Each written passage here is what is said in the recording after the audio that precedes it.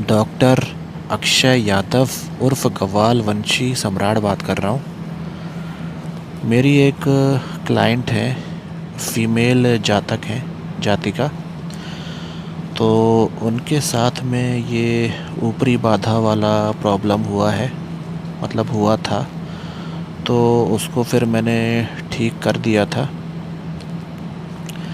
और कुछ अलग अलग टूल्स मैंने इस्तेमाल किए थे, अलग अलग टेक्निक्स इस्तेमाल की थी उनको इस प्रॉब्लम से निजात दिलाने में।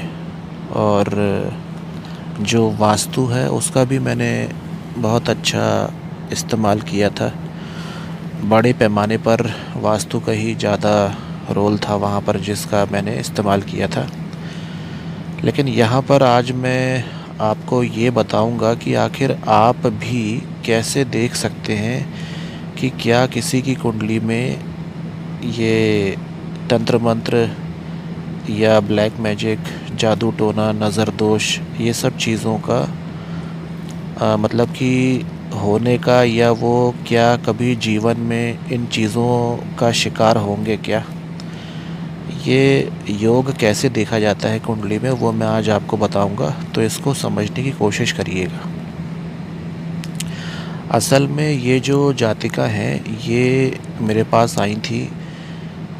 इनकी शादी नहीं हो रही थी, काफ़ी समय हो गया था। बहुत प्रयास करने के बाद भी इनकी शादी नहीं हो रही थी। साथ ही इनका जो भाई था, उनको खून की उल्टियाँ हुआ करती थी आए दिन।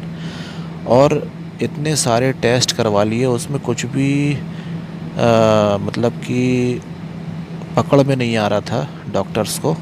और सारी रिपोर्ट्स नॉर्मल रहती थी, लेकिन ये चीज़ें उसको होती थी, खून की उल्टियाँ और पेट ख़राब रहना, आए दिन बुखार हो जाना।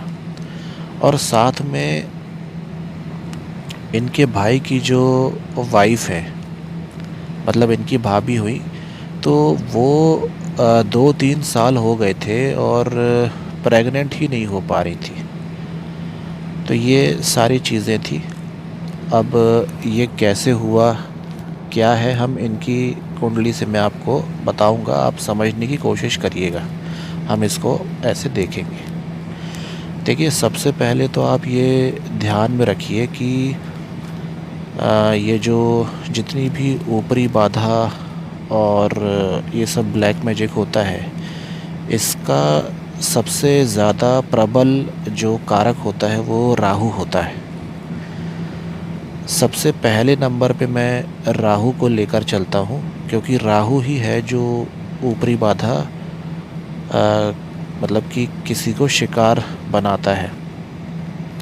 ऊपरी बाधा, ये जो जादू टोना है, तंत्र मंत्र है। अब इसमें राहु को सबसे पहले नंबर पे मैं मानता हूँ, और दूसरे नंबर पे शनि केतु आते हैं। शनि केतु एक बराबर ही, मतलब सेकंड नंबर पे हैं दोनों। और थर्ड नंबर पे, तीसरे नंबर पे मैं मंगल को भी लेता हूँ, क्योंकि मंगल काल पुरुष की जो कुंडली होती है, उसके अंदर वृश्चिक राशि का जो है वो रूलर होता है, वृश्चिक राशि का। इसीलिए मैं मंगल को भी लेता हूँ। और केतु जो है वो भी को रूलर है वृश्चिक राशि का, मतलब कि पहला रूलर जो स्ट्रांगली है वो मंगल है वृश्चिक राशि का, और दूसरा जो है वो केतु है, जो कि वृश्चिक राशि के लिए काम करता है, क्योंकि मंगल के जैसे ही केतु काम करता है। ठीक है, मंगल के और केतु के लगभग सेम काफ़ी जो प्रॉपर्टीज़ हैं, वो प्रॉपर्टीज़ मिलती जुलती हैं मंगल और केतु की काफ़ी हद तक।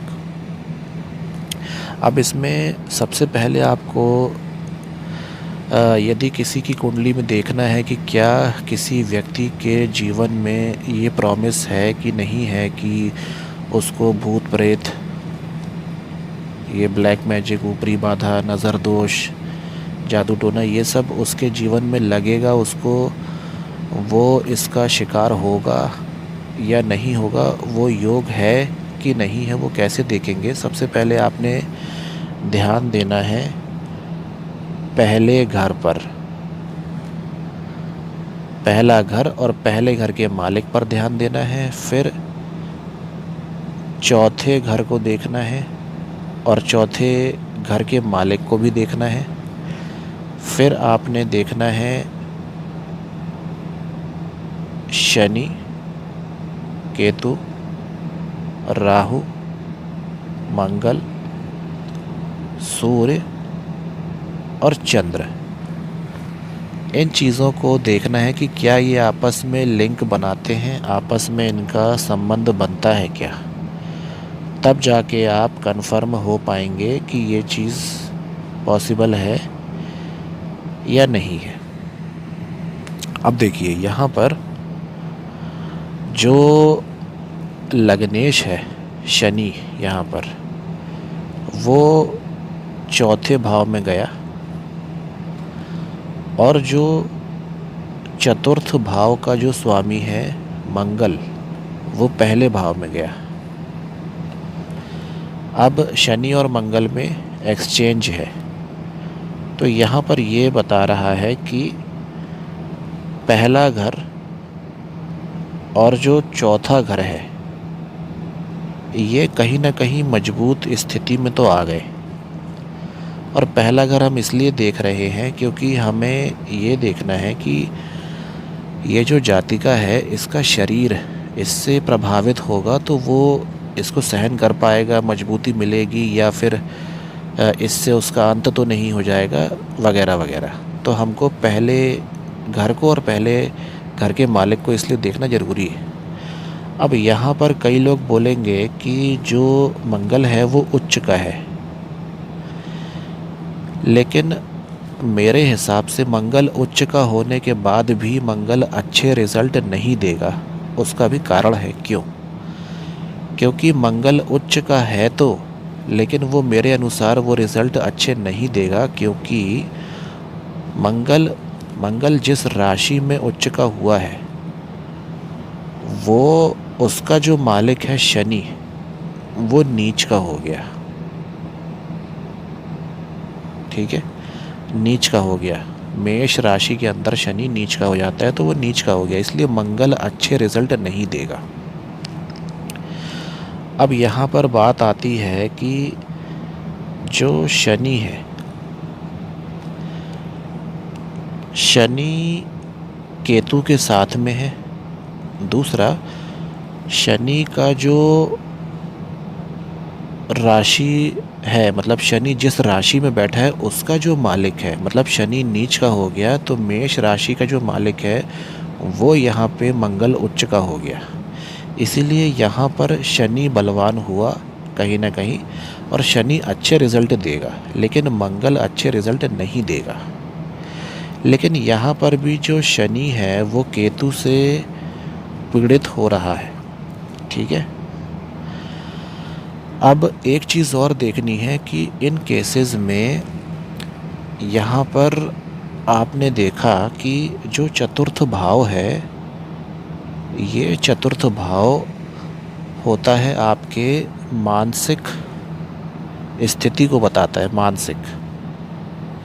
ठीक है, अब चतुर्थ भाव में जो कि आपके घर का वातावरण भी होता है, अगर चतुर्थ भाव में शनि केतु जैसे ग्रह आकर के बैठ जाएंगे तो ये आजीवन व्यक्ति को किसी न किसी मानसिक टेंशन या मानसिक पीड़ा में रखेंगे ही रखेंगे, परेशान करेंगे।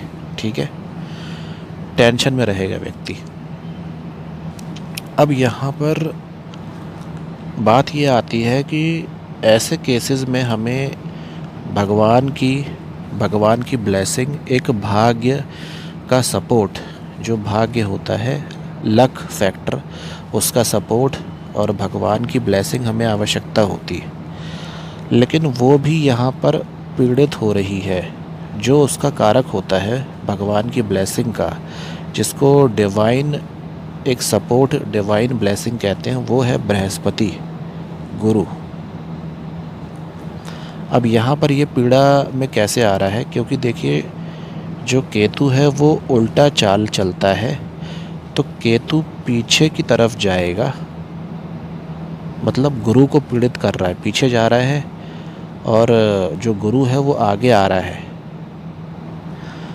तो केतु गुरु को पीड़ित कर रहा है और गुरु केतु से यहाँ पर उसका आमना सामना हो रहा है, तो केतु उसको पीड़ित कर रहा है गुरु को। और यहाँ से जो सूर्य है, सूर्य यहाँ पीछे से इसको पीड़ित कर रहा है। अब ये क्या हुआ कि गुरु जो है वो पाप कर्तरी योग के अंदर फंस गया,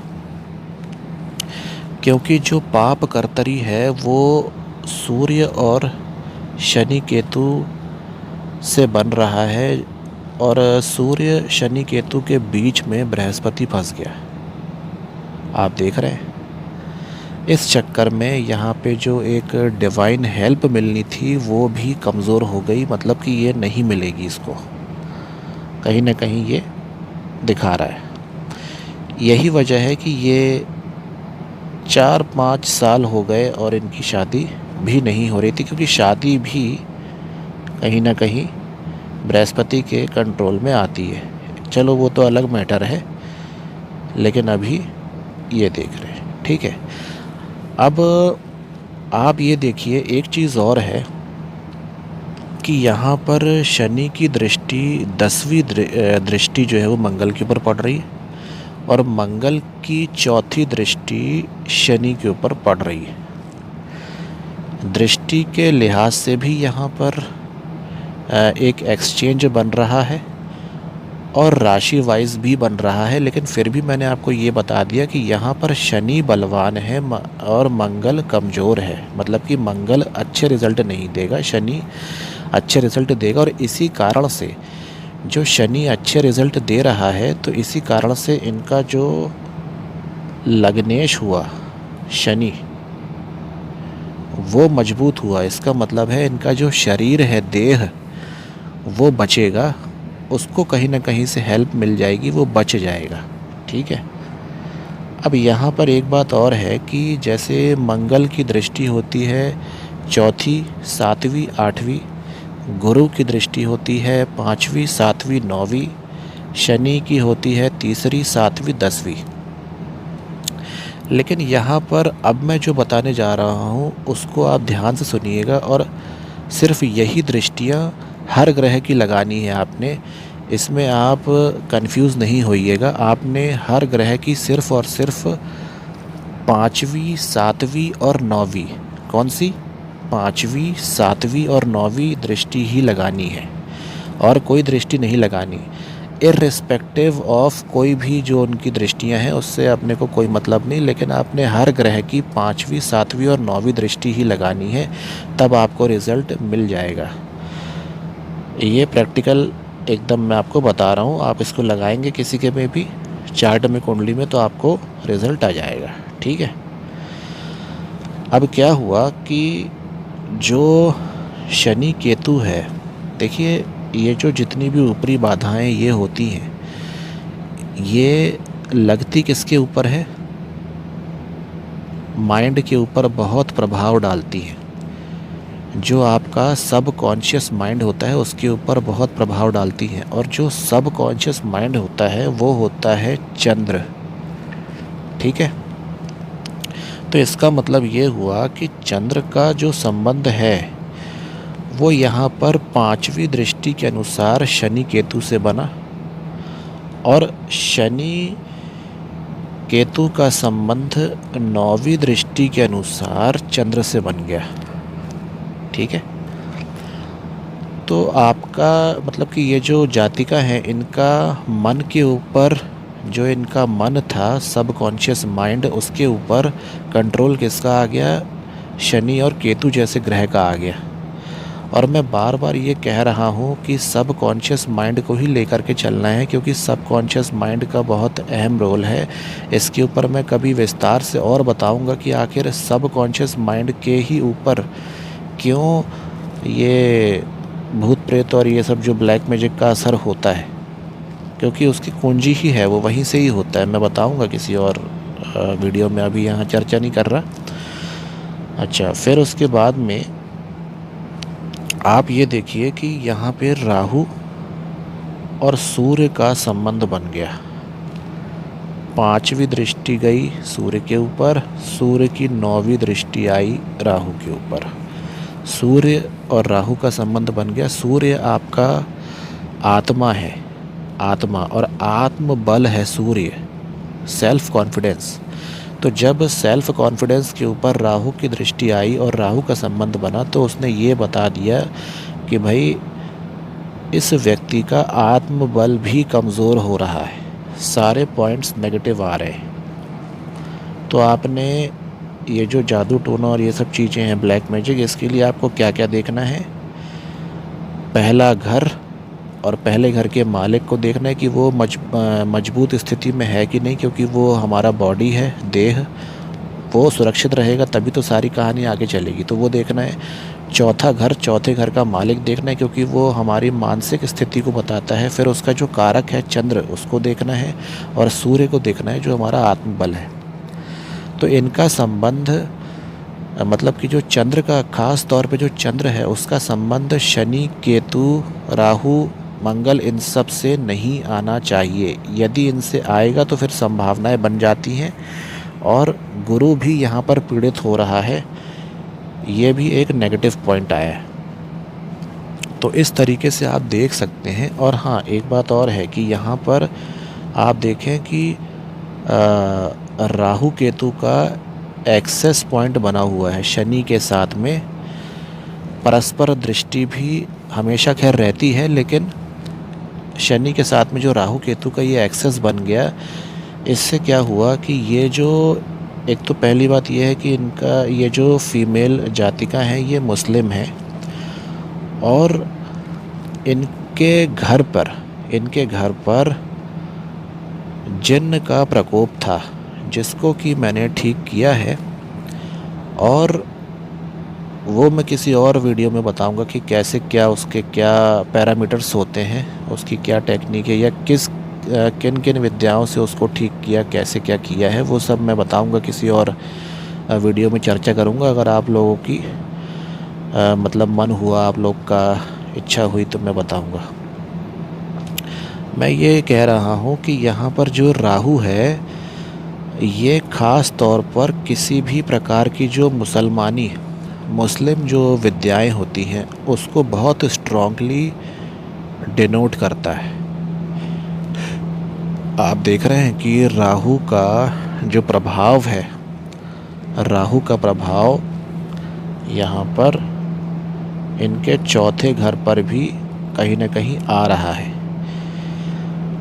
और जो आप जिन्न को लेंगे तो वो मुसलमानी एक उसमें ही आ जाता है वो, ठीक है, जो योनि है वो उसमें आ जाता है। और ये जो राहु है, ये मैंने बताया आपको कि जितनी भी मुसलमान विद्याएं होती हैं उसको बहुत स्ट्रांगली डिनोट करता है। तो इनके घर में जिन्न का प्रकोप था, और फिर उसको ठीक किया। तो आशा करता हूँ कि आपको ये पसंद आया होगा। अच्छा, एक बात और याद आ रही है कि देखिए, जब शनि वृश्चिक राशि में इनका गया तो इनकी 7.5 शुरू हुई, और इनको कुछ कुछ छोटी मोटी प्रॉब्लम्स आनी शुरू हुई थी। लेकिन जैसे ही शनि धनु राशि में पहुंचा, मतलब सोलर सिस्टम के अंदर, ट्रांजिट की बात कर रहा हूँ, सोलर सिस्टम के अंदर, तो उस शनि ने सबसे पहले क्या किया, इस योग को एक्टिवेट कर दिया उसने, ठीक है। इस योग को एक्टिवेट किया, जिसकी वजह से शनि, केतु और चंद्र का योग एक्टिव हुआ। और ये जो छाया ग्रह होते हैं, क्योंकि देखिए नाम से ही पता चल रहा है, छाया ग्रह केतु और चंद्र, तो इसने इस पीड़ा को एक्टिवेट कर दिया। और ये इसी समय पर मेरे पास आए थे, ठीक है, जब इनको ये प्रॉब्लम हुई थी धनु राशि में, जब सोलर सिस्टम के अंदर शनि पहुंचा, तब उसने इस योग को एक्टिवेट कर दिया था। तो अब आप ये समझ रहे हैं। अच्छा, एक बात और है देखने वाली कि यहाँ पर ये इनका मकर लगन है, तो ये चर राशि वाला लगन हुआ। और 11वां भाव जो होता है चर लगन वालों के लिए वो बाधक होता है, बाधक। और जो बाधकेश है वो बाधकेश आपका जो है वो बाधकेश लगन में ही आकर के बैठ गया। ये और बाधकेश उच्च का भी हो गया, मतलब कि मकर लगन के लिए 11वें भाव का जो स्वामी है वो बाधकेश हुआ। ऊपर से 11वें घर के अंदर ऊपर से वृश्चिक राशि है, जो कि सारे तंत्र मंत्र रहस्यमय चीज़ें ऑकल्ट सारी विद्याओं को बताती है। और वो 11वें घर में बाधकेश बन के बैठी है।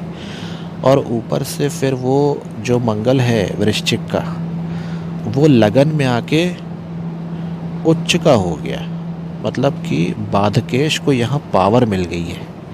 तो काफ़ी सारे नेगेटिव पॉइंट्स यहाँ पर देखने को मिले। इस तरीके से आप कुंडली को डिकोड करेंगे।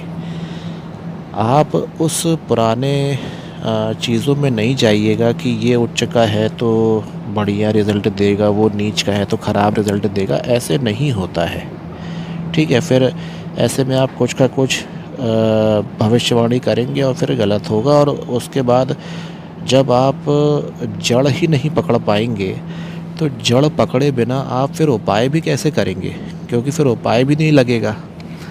देखिए, ये ठीक वैसे ही है कि आपने डायग्नोस करना है। आप किसी बीमारी को जब तक समझेंगे नहीं कि इसकी जड़ क्या है, कहाँ से ये पैदा हुई है, तो आप जब तक किसी भी बीमारी को समझ करके उसके जड़ पर वार नहीं करेंगे तो वो बीमारी ख़त्म नहीं होती। फिर आप आइट साइड के कोई ना कोई ऐसी दवाइयाँ नुस्खे देते रहेंगे, लेकिन सामने वाले को रिज़ल्ट नहीं आएगा। इसलिए जड़ पकड़िए और फिर उसका निराकरण करिए। तो आशा करता हूँ आपको ये सारी जानकारी अच्छी लगी होगी और आपको समझ आया होगा कि किस तरीके से चीज़ें देखनी चाहिए। तो अगली वीडियो में फिर मिलेंगे, तब तक के लिए जय गुरुदेव, जय माता दी, जय काल भैरव।